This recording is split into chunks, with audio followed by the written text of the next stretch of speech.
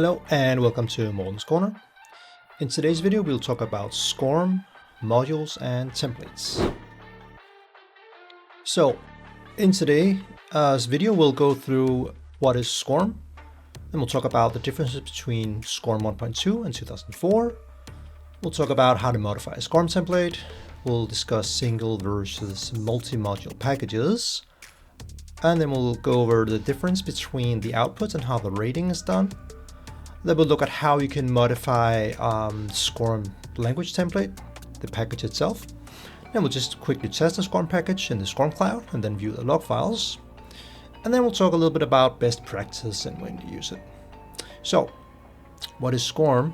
SCORM stands for Shareable Content Object Reference Model, and it's a collection of standards and specifications for web-based electronic educational technology.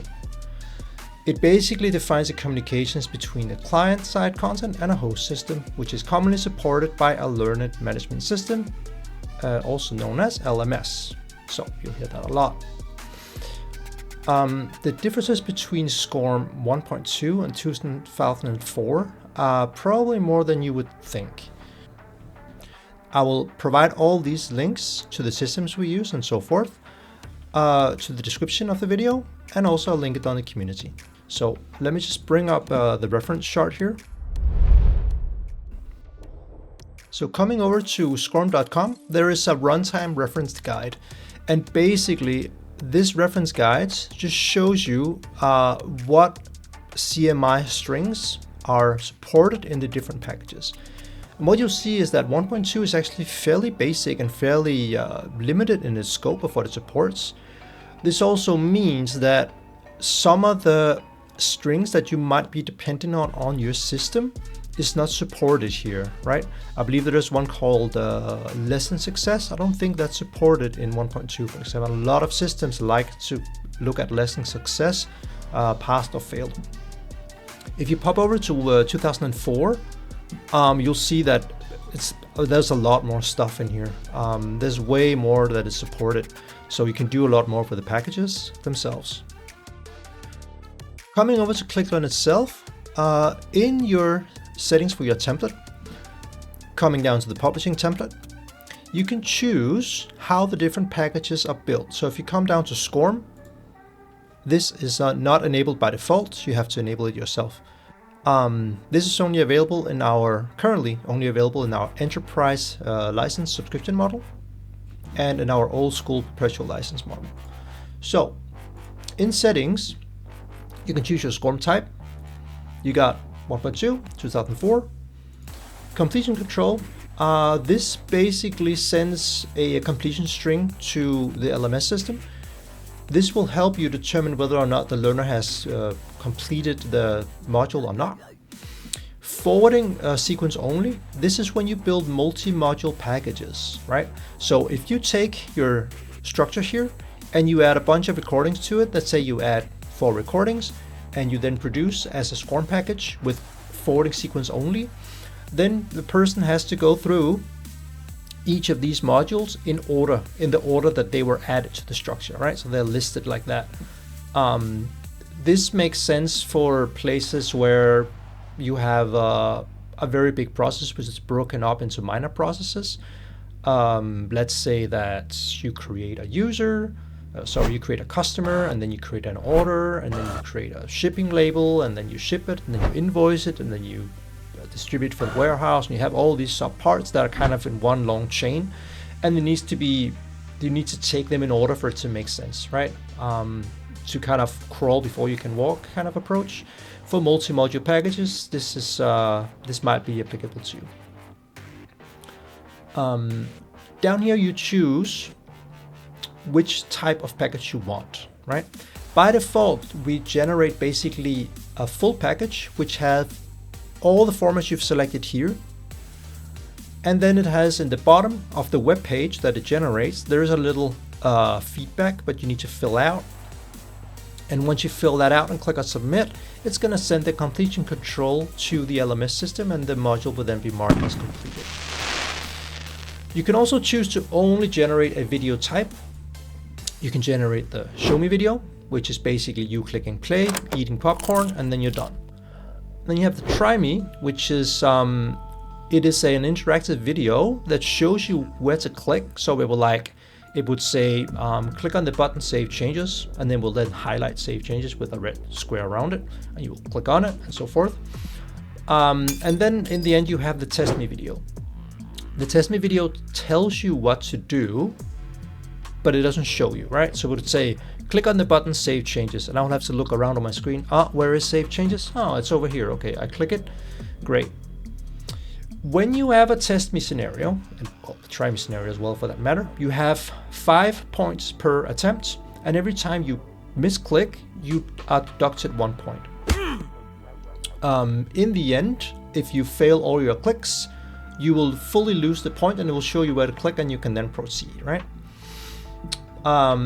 Video passed percentage, well, that is just how which percentage do you need to pass the video.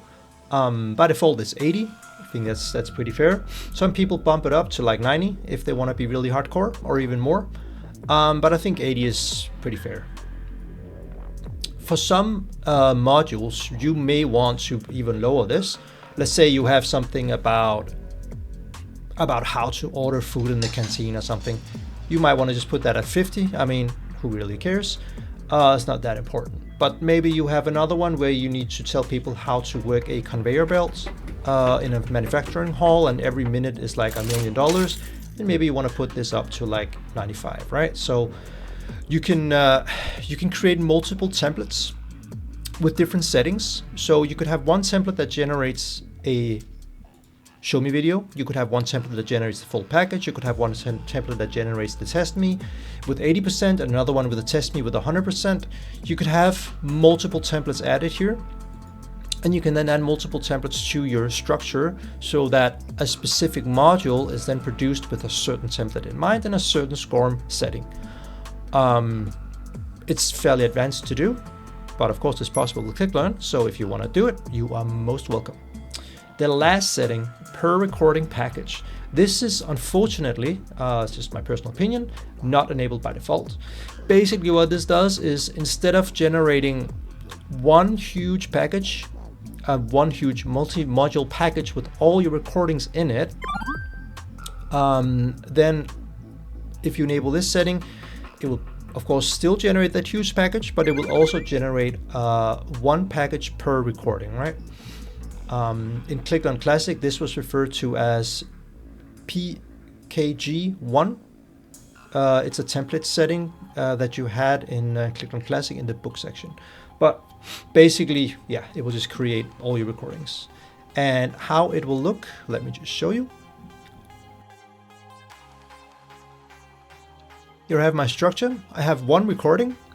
This recording has 4 steps, and there's a very specific reason why it has 4 steps. And the reason is that my passing percentage is 80. Okay, so if I fail one step, I would fail the recording, right? Because then I would only have a 75% score. When you generate packages with ClickLearn, I recommend that you always test that people can pass and that they can fail.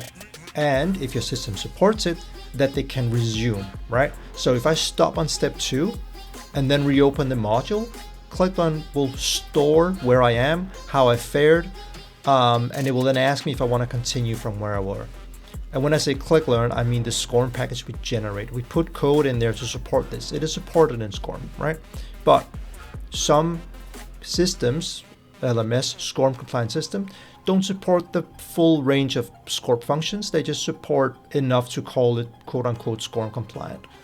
And that's honestly where I see most of the challenges people have. If they buy an LMS system, the vendor says, yeah, it's SCORM compliant, totally. But then there are some challenges with very generic basic SCORM packages that we generate. So if you click on publish and you have SCORM enabled, when you then come down here, you'll see a SCORM package link. I can click view on this to get to the package itself, or I can just copy the link. And the way that it looks, let me just come back to our friend here. It will look like this, right? Here is my SCORM package link. I only have one learning instruction on here, and that is the one you saw, Masterclass 2004 Webinar Sign Up. That's the only recording I have. Here you have SCORM 2025 MC. You see that corresponds to the project name. So this is the full package with all my structure on it, right? This is all the recordings. So this is a multi-module SCORM package. This is a single module. My personal opinion, unless you really need multi-module packages, I wouldn't torment people by sitting through hours and hours and hours of training just to complete a multi-module package. I don't know how much you would learn because, you know, the brain it can't really learn after X amount of time. It needs a break. It needs to, you know, think about what it's done and stuff like that. But everyone's different. Businesses are different. They operate differently. You can do whatever you want, and whatever you want to do, you can do with ClickLearn. So those are the packages. Let me show you how the package works. So what I would recommend is that you create a SCORM Cloud account. This is free. This is the official testing tool for SCORM. There are some limitations in the free version, like you can't just keep uploading stuff. It will say, you know, that the amount of free recordings you can add is exceeded, then you just delete some and you can keep on going. There's also another limitation, which is the size. I believe it cannot exceed 100 megabytes. That's also fine. The purpose of this tool is just for you to test that any changes you've done to your SCORM package or whatever, that, you know, it works, and that people can pass. You can view the logs and stuff like that from in here. It's just a nice tool to have, and it's free, right? So I'm going to go ahead and add our recordings. You can see how they look.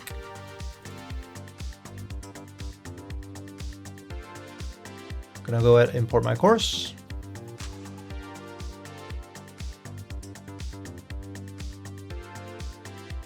So once the course is in, I can see that this is SCORM 1.2. And here's the name. And let's go ahead and launch it, and let's see.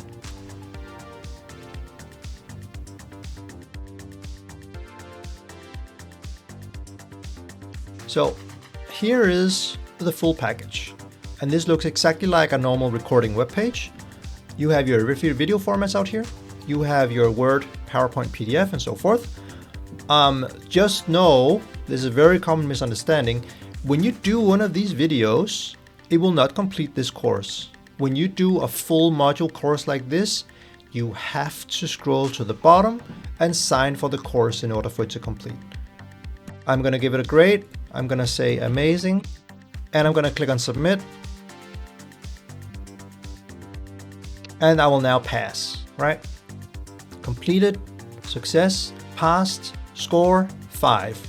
The reason it says 5 is because I gave it a grade. So that's the poor, average, and so forth is 1, 2, 3, 4, 5 in numbers.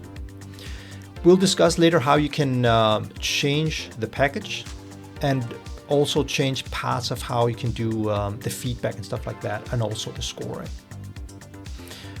Let's go ahead and produce a package, which is the video package. You can see how that works, and also you can see how it works when it fails. So I'll go back into my template settings here, publishing template, come into SCORM. In settings, I'll choose, let's go ahead and choose TryMe, okay? So you can see the format. I save changes.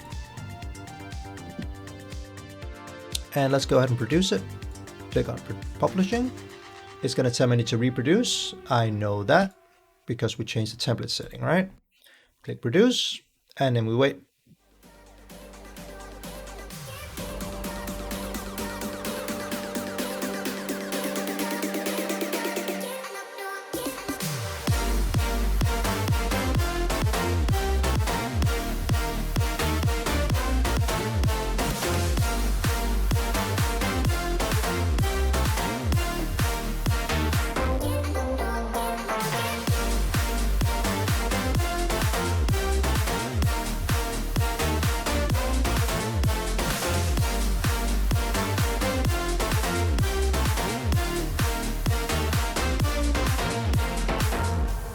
Production is complete.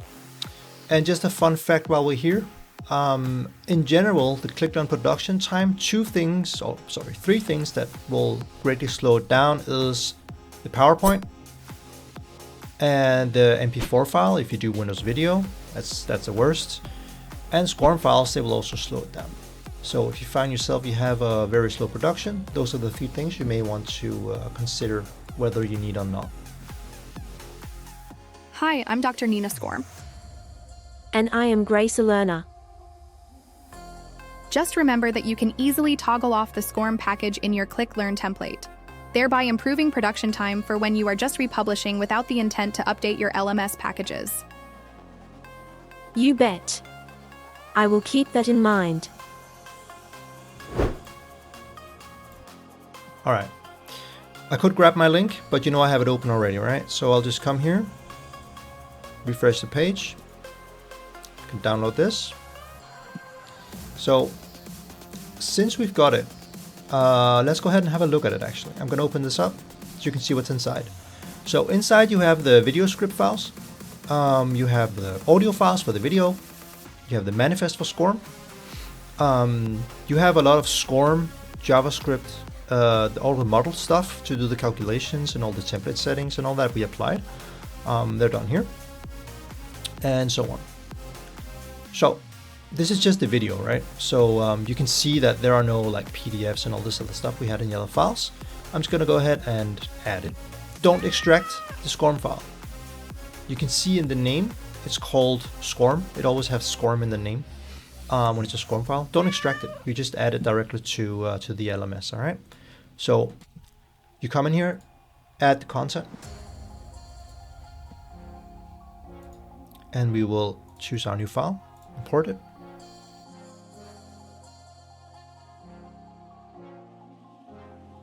This time you can see that it's a 2004. So launch. Gotta make this a little bit bigger. I press play to begin.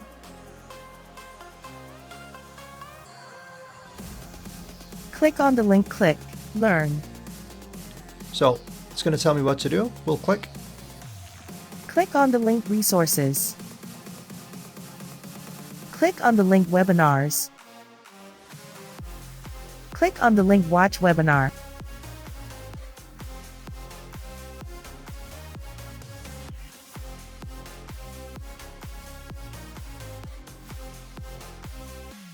So this was a TryMe package. That's an interactive video that shows me what to do, right? Personally, I think it's a very good way to learn. It's also a very quote-unquote risk-free way for a business to teach new employees how to use the system, because you're not doing it in the live system, you're not doing it at the sandbox, you're not polluting anything as such. You're just doing it on quote-unquote a video, right? And it looks like the live system. You're kind of doing the same things, clicking the right buttons, and there's no risk involved, and you can track exactly how the learner fared and what they clicked. In here you can see the log. You can see exactly that is storing our locations as we do the clicks. You can see basically everything that is going on. You can see in here, right? So whenever something happens, you can see how long it took, stuff like that. You can expand all these to see more details. These logs might help your, if you have an LMS consultant or whatever, or an LMS contact in your vendor's organization, they might be able to help you figure out what's going on with these logs. If your ClickLearn package is not compatible with their LMS system, what you can do is you can analyze the package here with them. You can also add their package into SCORM Cloud and analyze it here and kind of compare and see maybe what you need to change in your template settings for it to work. We'll go through that later. Let's try the final package form, because then I'll show you how a TestMe package will look.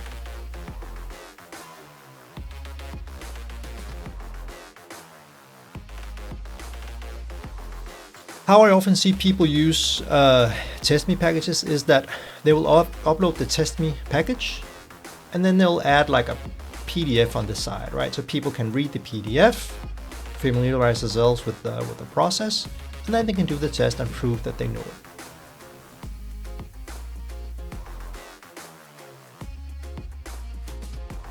Let's go ahead and upload it so we can see how it works.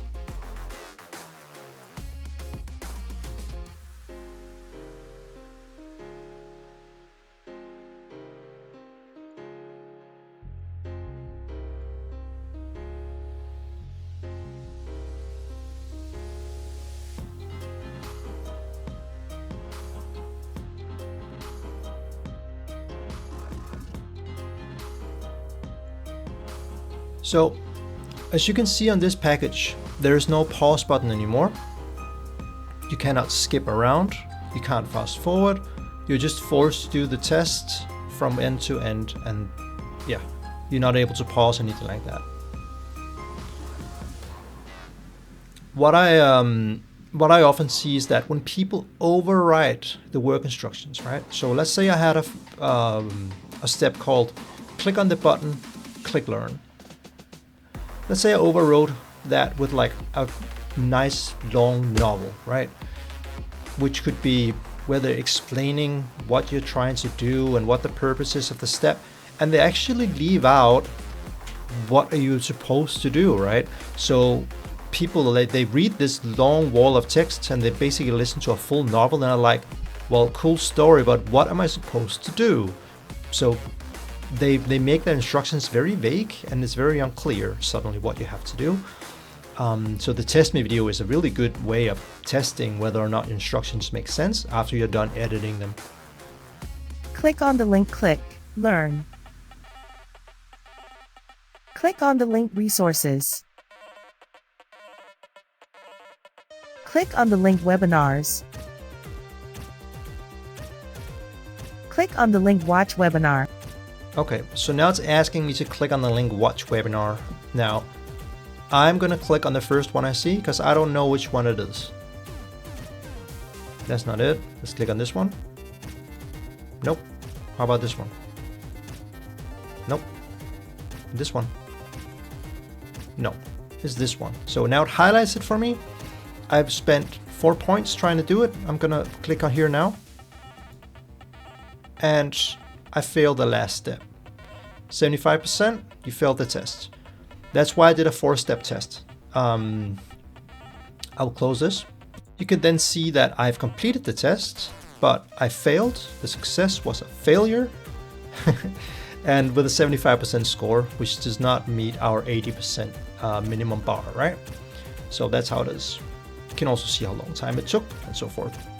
There's also one more thing I want to mention. And that is that you can also, with ClickLearn, you can generate iFrame videos that you can encapsulate into LMS systems.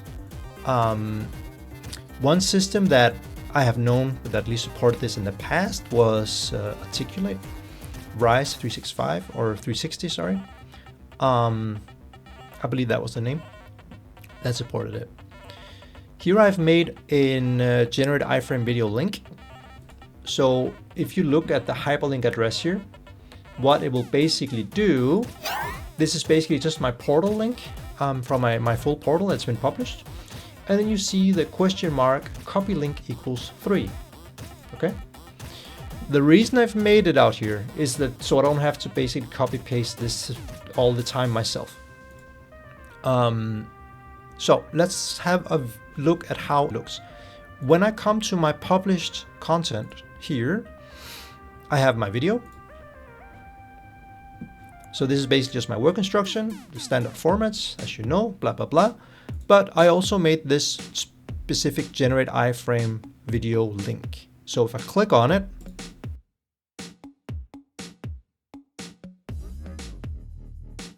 you will see that it now says, okay. So it has now copied an iFrame link to the TryMe video. That's how it works. And if you want to inspect that link, let's just paste it in Notepad. So here you can see that it's encapsulating an iFrame with a source, my portal, the recording. This is the GUID for the recording.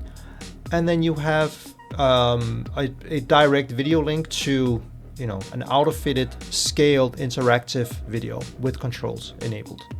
That's basically what it says. And then the iFrame ends, and you can full screen. Yes, that just means it has the full screen button on it, right? I can encapsulate this into an LMS that supports it and create like a micro learning or something like that. The cool thing about this is that whenever I produce and publish my content, this link, I wouldn't have to do anything about this. I wouldn't have to republish the package on my LMS or anything like that. As soon as I produce and publish the content, that learning module in that LMS system will still reference a live module, which is a dynamic module that's updated every time I produce, right? So any changes to the process will automatically be updated. I wouldn't have to do anything. The only thing you have to be worried about then is people who completed the version 1.5 of that learning module. Since I've revised it and I published it again, now it's 1.6, there are a few more steps. Then you need to reset their learning and change the module manually. If it's a change that warrants people to redo and re-qualify for knowing that concept, right? So that's something you need to manage a little bit differently. But that is something you can do as well. The final thing I want to look at today is the SCORM template settings.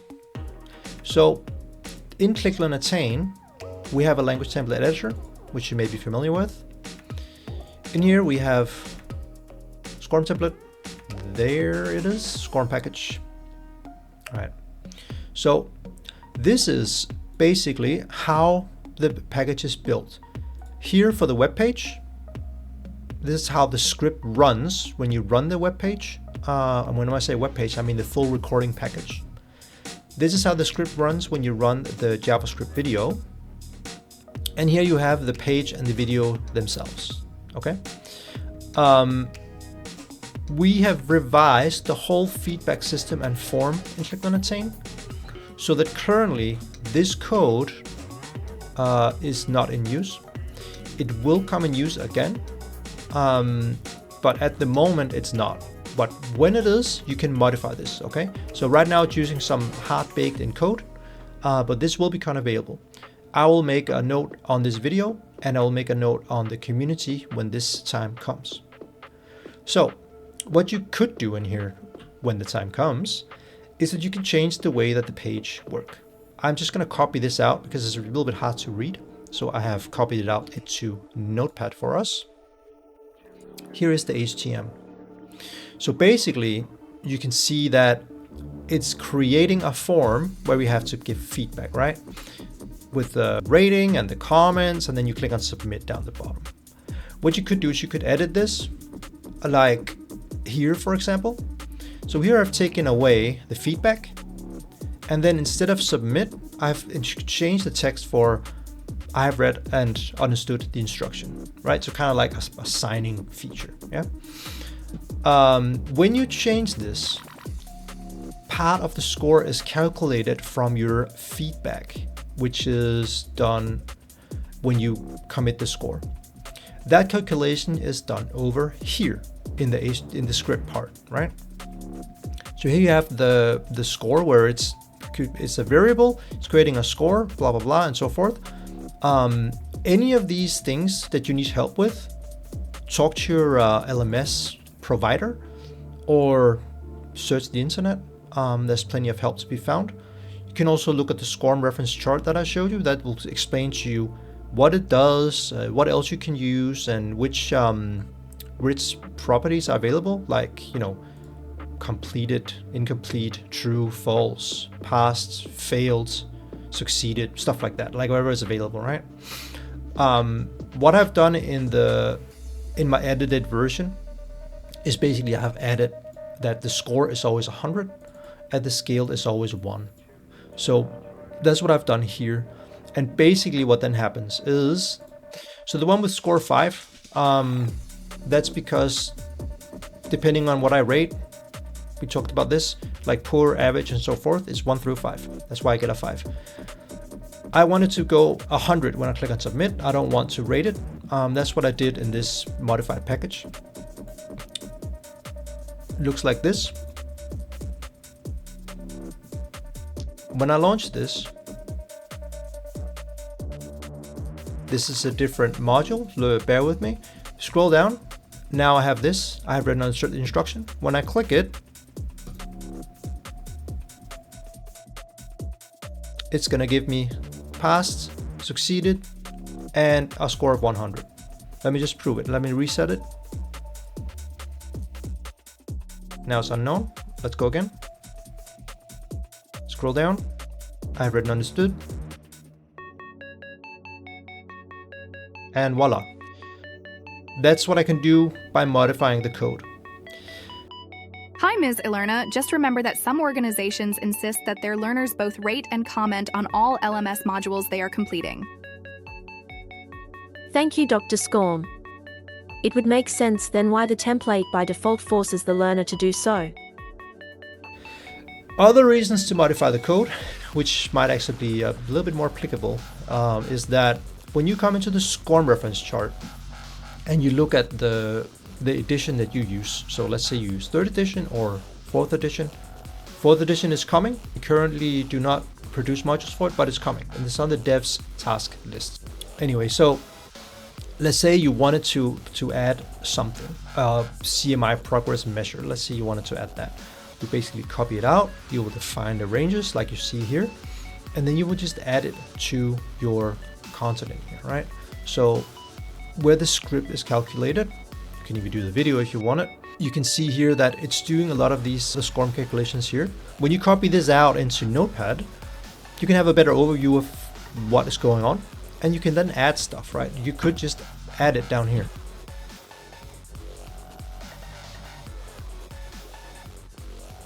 So making these packages and modifying them can take a very long time. So you can kind of get an idea about what I've added here, right? This has to make sense. It has to be applicable to your system specifically, and you have to get the context right. Your LMS provider can help you understand what you need and what is required from the LMS that you purchased. So, but yeah. At the moment, like I said, we cannot edit this. Well, you can edit it all you want. It doesn't have any effects, but it will later, right? So, talking a little bit about best practices. Find out which sort of package type that you need. Is it multi-module? Is it single? What's your passing score going to be? Which formats do you want? Or which package type should it be? Do you need multiple different package types? Where do you need the different package types towards type of content and so forth, right? So define some rules and some boundaries about, how you want to operate with the SCORM.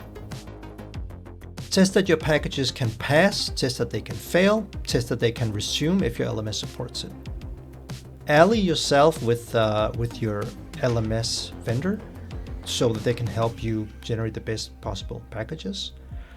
Inspect the packages they suggest. Inspect packages that are currently working in your LMS. Inspect them in SCORM Cloud. Inspect the ClickLearn packages you make, just to make sure you understand kind of how they work and how they do their math and how they calculate what they need to do.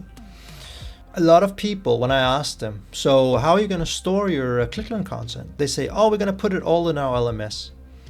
Okay, but what about the people that need it in their day-to-day use? Do they need to come out of whatever they're doing, log into an LMS and find the right course and then do the training?